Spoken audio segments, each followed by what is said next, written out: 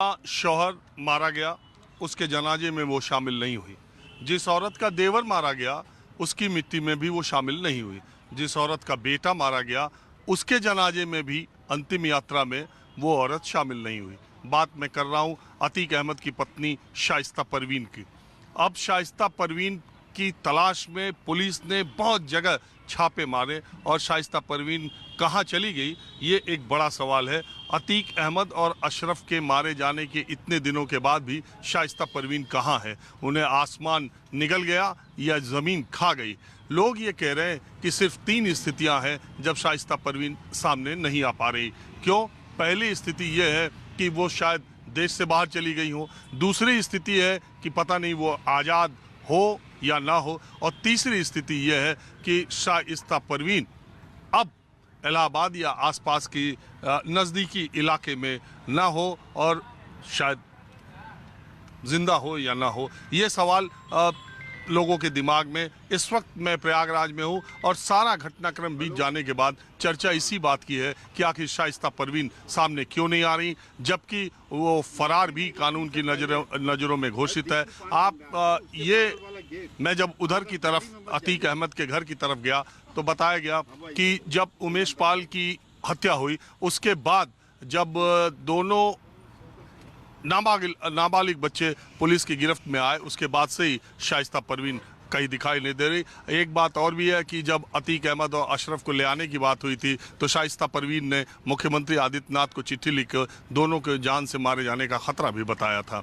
बहरहाल मैं आज प्रयागराज के बिल्कुल आम लोग, एक चाय की दुकान से मैं गुजर रहा था, कुछ लोग बैठ करके इलाहाबाद में, प्रयागराज में इस वक्त चाय और भुजा का टाइम होता है, ज़्यादातर लोग वह उस पर बैठ के चर्चा करते हैं। तो इस वक्त तो क्या प्रयागराज, क्या उत्तर प्रदेश, देश भर में यही चर्चा है कि अतीक अहमद और अशरफ के मारे जाने की, किसका हाथ इसमें है, वो मारे गए या मरवाए गए, कौन सा सफ़ेद पोश है जिसकी वजह से ये घटना हुई है, तमाम तरह की बातें, लेकिन बातें इसी से जुड़ी होती रहती है। मैं कुछ लोगों के साथ हूँ जो कि मुझे लग रहा है कि रिटायर्ड हैं।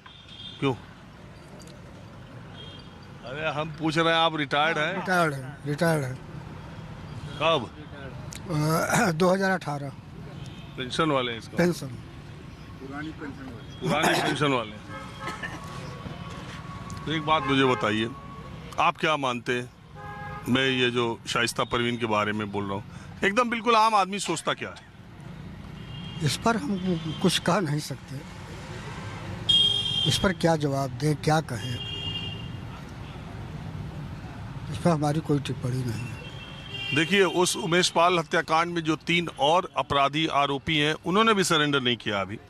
शाइस्ता परवीन के ऊपर इसके पहले बहुत ज़्यादा मुकदमे तो थे नहीं, इधर ही बीच मुकदमे हुए। तो आपको लग नहीं रहा कि शौहर की मौत के बाद भी उसका सामने ना आना एक पहेली बना हुआ है? हो सकता है, हो सकता है, इसे आना चाहिए था। शौहर के जनाजे में आना चाहिए था लेकिन नहीं आई। क्या कारण हो सकता है तो वही जाने। और आप क्या मानते हैं? आप पूछिए, मैं इसमें कोई कमेंट नहीं दूंगा। क्यों? अरे कुछ सोचते हैं या? नहीं, कोई नहीं। हाँ? ना, अतीक अहमद और उसके परिवार, उनके बारे में कोई कमेंट नहीं, कोई टिप्पणी नहीं? नो, कोई टिप्पणी नहीं। संकोच की वजह से? नहीं, कोई संकोच नहीं। डर की वजह? नहीं, कोई डर नहीं। हाँ? कोई डर नहीं। अच्छा, एक बात आप बताइए, अतीक और अशरफ का डर, आतंक कितना था?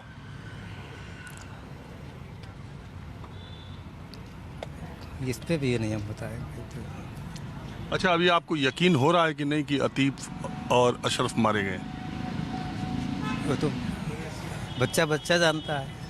अरे आपको यकीन हो रहा है कि नहीं? यकीन क्या, मारे गए? यकीन तो नहीं, मारे तो गए। तो आपको लग क्या रहा है कि शाइस्ता परवीन कहाँ होगी? ये हम नहीं बता पाएंगे कहाँ है कहाँ नहीं, इसके बारे में हम क्या जाने कहाँ है कहाँ नहीं है। अच्छा, आपको ये लग रहा है अतीक अहमद और अशरफ को इन्हीं तीनों ने अपनी वजह से मारा है या इसको मरवाया गया? ये भी नहीं बता पाएंगे ना। आप बताइए। मैं एक ऐसा नहीं कि मैं आपको इन्वेस्टिगेटिंग ऑफिसर के तौर पे जो आम चर्चा होती है मैं वो जानने की कोशिश करता हूँ। शब्द ये है जो आपने अभी कहा कि शाइस्ता कहाँ है,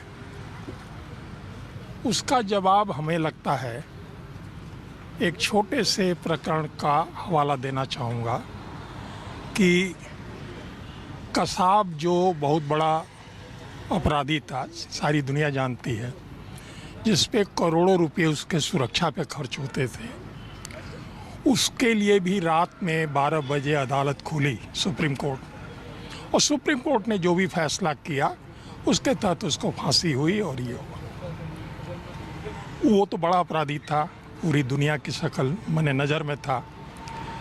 इसके बावजूद इस घटना का जो मुख्य पहलू है कि अदालत को हाशिए पर रख के सरकार जो निर्णय ले रही है और जो दस्तूर चला रही है, तो उसमें शाइस्ता का गायब होना बहुत सामान्य सी घटना लग रही है। कोई भी होगा तो वो अपने को बचाने की कोशिश करेगा, क्योंकि जब न्याय व्यवस्था ही ख़त्म हो गई और वो सामने ही नहीं है, और अभी जो पिछले सालों जो दस्तूर चल रहा है, अपराधी है, इसमें कोई दो बात नहीं, कोई भी हो सकता है, लेकिन अपराधी का जो निपटने का तरीका है, इस पे तो सवाल है। और इस सवाल का ही संबंध आपके सवाल से है कि शाइस्ता को जो आप खोज रहे हैं कि कहाँ है, तो उस सवाल का संबंध इसी से है कि जब कसाब जैसे अपराधी के लिए रात में 12 बजे अदालत खुल सकती है, तो ऐसी क्या मजबूरी थी कि इस तरह से मेडिकल ले जाते समय पुलिस कस्टडी में एक आदमी आता है और मार देता है। तो इसलिए उसके अपराधी प्रवृत्ति के ऊपर हमें कुछ नहीं कहना है, लेकिन ये जो घटना घटी ये निश्चित रूप से संविधान या न्यायपालिका को इग्नोर करके किया गया, और इस बात का आपके इस सवाल से सीधा संबंध है कि शाइस्ता कहाँ है। मुझे इतना ही कहा। देखिए, इसमें तो कोई दो राय नहीं कि ये पुलिसिया नाकामी है, इसमें एक दो राय नहीं कि पुलिस कस्टडी में किसी की भी हत्या हो। बात अतीक और अशरफ की नहीं है, वो तो अपराधी थे, अलग बात है, लेकिन जो तरीके से उनका खात्मा हुआ या करवाया गया, जो बातें आ रही है वो तो इन्वेस्टिगेशन का विषय है, उस पर तो कुछ भी कोई कमेंट करना ये हवा में तीर चलाना है। इसकी जांच होगी, जो बात आएगी आएगी। अभी आज जो देखने से प्राइमा फेसी लग रहा है कि अभी तक तो ये होता था कि किसी अपराधी को बचना होता था तो सबसे पहले पुलिस कस्टडी में जाके सरेंडर कर देता था कि भैया आप कम से कम यहाँ तो सुरक्षित रहेंगे। अपराध की दुनिया में यही दस्तूर चलता था कि अगर हमको प्रोटेक्शन लेना है तो पहले पुलिस के हवाले हो जाओ तो कम से कम अब बचे रहेंगे।